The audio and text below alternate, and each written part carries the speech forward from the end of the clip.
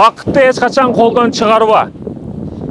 Кеде омат дейіз, біреулер бақытты ақшада дейді, денсаулықта дейді, әркім әр нәрседе ойлайды бақытты. Бірақ bir okuyana айтып берем, bundan az bir нәрсені düşünüp olasыздар. Bir айылда өте чоң падишачылыктын айылында өте чоң китепкана бар екен.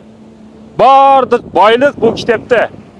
Бирок ошол падишачылыктын бардык китеп ошол айылдагы китепканада экен да. Күндөрдөн бир күн өрт кетип, ошол китепканадагы бардык китептер өрттөлүп кетиптир. Бир эле китеп калып калыптыр да. Анан не кылышты билбесем, падиша келип, эмне кылабыз деп бир эле китеп калган, ачып, ичине ачып окуса, жазуу бар экен. Бир эле жазуу бар экен. Бул эмне жазуу десеңиз, манандай таш деңиз жээге барып, качан бактылуу болосуң деген суроонун негизинде, качан бактылуу болосуз, сиз деңизге барып, ар дайым издеп табышыңыз керек. Кандай ташты? Жылуу ташты. Ыстык ташты тапсаңыз, сиз бактылуу болосуз деген жазуу бар экен. Вазирлерин алып келет, өз дагы келет, жылуу ташты издейт, эч жок.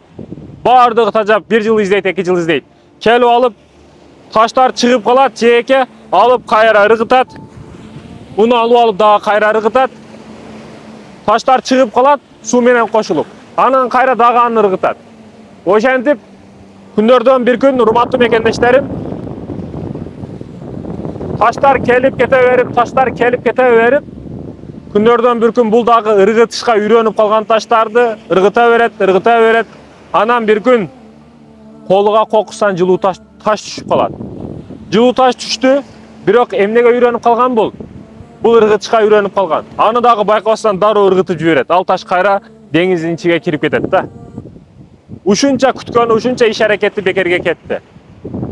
Айтайын дегеним, кээде биз жумуш менен, иш аракеттер менен, ар нерсе менен алек болуп жүрүп, бактылуу болгон ушул бакыттын ташы келип калат бизге. Аны аңдабай дагы жашоону улантып кете беребиз да. Негизи бакыт дегени алыста эмес. Балким бакыт дегени көзгө көрүнбөйт. Бакыт дегени балким балдарыңыздын ата деп кыйгырышы болушу мүмкүн. Бакыт бул балким ата энеңиздин балам деп кыйгырышы болушу мүмкүн.